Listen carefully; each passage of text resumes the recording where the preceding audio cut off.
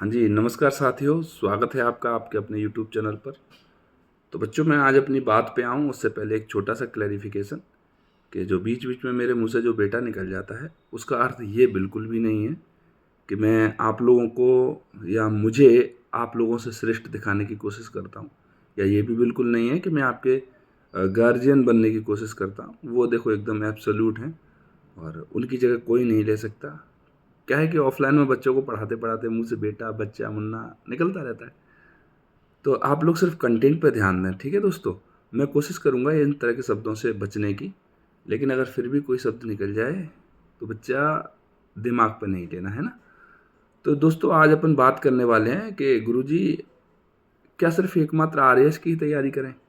या फिर मैं आपसे खुद ही सामने से चल के बोल दूँ कि आज का ज़माना वो टाइम नहीं है कि आप किसी एक एग्ज़ाम के भरोसे रह पाएँ, ठीक है? आप किसी एक एग्ज़ाम के भरोसे नहीं रह सकते, आपको मल्टीपल चॉइस करने ही पड़ेंगे। आपको आरएएस के साथ-साथ दूसरे एग्ज़ाम्स को प्रिपरेशन को साथ में लेके चलना पड़ेगा, या फिर मैं कहूँ तो एक साथ, ज़रूरी नहीं है आरएएस, आप जिस भी एग्ज़ाम के लिए लक्ष्य बना के आए हैं, उसके साथ-साथ आपको दूसरे एग्ज़ाम्स को साथ लेके चलना ही पड़ेगा। कोई चारा नहीं है आप लोगों के पास। तो आपके दिमाग में एक प्रश्न आएगा, तो गुरुजी, किस तरह से करें हम तैयारी कि सारे के सारे एग्ज़ाम्स को हम एक साथ साध सकें? तो बच्चे, सबसे पहले तो ज़रूरी है कि आप जिन-जिन एग्ज़ाम को देना चाहते हैं उनकी एक लिस्ट बनाएँ और ऐसे 4 से 5 एग्ज़ाम रखें। बहुत ज़्यादा एग्ज़ाम भी नहीं रखने कि कोई भी निकला पशु परिचर से लेके आरएएस आप सबके ही पीछे लगे पड़े हो, वो भी ठीक नहीं है। लेकिन हाँ, आपको जिस एग्ज़ाम की आप तैयारी कर रहे हो उसकी रेंज के 3-4 जो एग्ज़ाम्स हैं, उनको साथ में लेके ज़रूर चलना चाहिए। और उसके लिए सबसे ज़्यादा ज़रूरी है कि आप जिन-जिन एग्ज़ाम को टारगेट करना चाहते हैं, उन सब का सिलेबस आपके सामने होना चाहिए आपकी टेबल पर। हम लोगों की आज तक क्या आदत रही है बच्चे, कि जो क्लास जैसे 10वीं 12वीं के बच्चे, उनको एक बुक मिल जाती है, उसको पूरी साल रटते हैं, फिर एग्ज़ाम देने चले जाते हैं। हम भी यही करते हैं। मार्केट से कहें या तो कोई नोट्स उठा लाते हैं या बुक उठा लाते हैं या कहीं से कोचिंग करे आते हैं, और पेज बाय पेज एक कोने से लेके लास्ट वाले कोने तक अपन उसको रटते रहते हैं। तो अपन को ऐसा नहीं करना है। जिन-जिन एग्ज़ाम्स को अपन देना चाहते हैं, वो एग्ज़ाम्स का सिलेबस आपको अपने टेबल पर रखना है। उनमें सबसे पहला स्टेप जो आपको फ़ॉलो करना है, उसमें आपको देखना है कि कौन-सा सिलेबस का भाग है जो तीनों या चारों या पाँचों जितने भी एग्ज़ाम आपने सिलेक्ट किए हैं, उनके अंदर कॉमन है। सबसे पहले आपको कॉमन वाला सेगमेंट अलग करना है और उस कॉमन वाले सेगमेंट को रटना है बहुत बढ़िया से, ठीक है?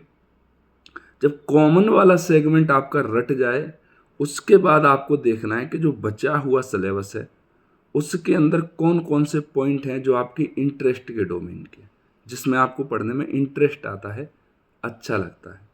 फिर आपको उस वाले डोमेन को अलग करना है और ठीक से अच्छे से उसका भी रट्टा लगाना है, ठीक है? देखो बच्चा, स्वामी विवेकानंद ने कहा था कि सबसे पहले वो कार्य करें जो बहुत आवश्यक है।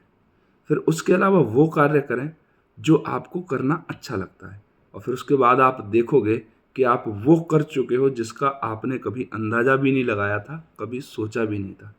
इसीलिए मैं आपसे कह रहा हूँ कि सारे जो एग्ज़ाम्स होंगे आपके आसपास या जिन-जिन को आपने चूज़ किया है, उन सब के सिलेबस को अपनी टेबल पे रखें। उनका एक कॉमन सिलेबस होगा, उसको बाहर निकालें। सबसे पहले कॉमन वाले को निपटा दें। फिर जो बचा है, उसके अंदर से जो आपके इंटरेस्ट का टॉपिक है, उन टॉपिक्स को निपटा दें। और साथ में याद रखना, last year question paper plus practice, ये तो करनी ही करनी है आपको। और उसके बाद जो सेगमेंट बचा है, उसके लिए आपको करना है कि जैसे-जैसे जो एग्ज़ाम पहले आए, उसका उसका जो बचा हुआ पार्ट है, वो निपटा दिया। फिर दूसरे पे जो आया, उसका बचा हुआ पार्ट है, वो निपटा दिया। तीसरा आया, उसका बचा हुआ पार्ट है, वो निपटा दिया। आप अंततः देखोगे कि सारे एग्ज़ाम्स के सिलेबस आपको उँगलियों पर रट जाएँगे और आपको बहुत ज़्यादा टेंशन भी नहीं होगी, बहुत ज़्यादा आप डाइवर्सिफ़ाई नहीं होंगे। ठीक है बेटा? मतलब जो डिस्टर्ब होता है ना, देखो बच्चे, बाज़ार के अंदर आज की डेट में आपको गुमराह करने वालों की कोई कमी नहीं है। इसीलिए पॉइंट टू पॉइंट स्टडी करें, सिलेक्शन चाहिए तो आपको। और सीधी-सीधी बात है, जब तक आप सिलेबस के अकॉर्डिंग प्रैक्टिस करते हुए कंटेंट को तैयार नहीं करोगे, सिलेक्शन होना लगभग नामुमकिन है। ये बात चाहे आपको ठीक लगी हो चाहे नहीं लगे, तो मैं शॉर्ट में अपनी बात बोलता हूँ हमेशा। और इस बार भी मैंने 3 सिंपल स्टेप बताए सफलता के, कि आप जिन जिन एग्ज़ाम को टारगेट किया है उनके कॉमन सिलेबस को रट लो, फिर उसके बाद जो आपके इंटरेस्ट के डोमेन के टॉपिक हों उनको रट लो, और लास्ट में जो सेगमेंट बचे हर एक सिलेबस के अंदर, तो जैसे जैसे जो जो एग्ज़ाम का नज़दीक आता जाए उसको निपटाते जाओ। यकीन मानो सारे के सारे एग्ज़ाम निकलेंगे आपके। ठीक है मित्रों, तो अगर मैं आपकी थोड़ी सी भी मदद कर पाया हूँ, या कहूँ तो एक बच्चे की भी मदद कर पाया हूँ, तो मेरा वीडियो बनाना सार्थक है। तो मिलते हैं आपसे अगले वीडियो में, तब तक के लिए जय हिंद, जय भारत।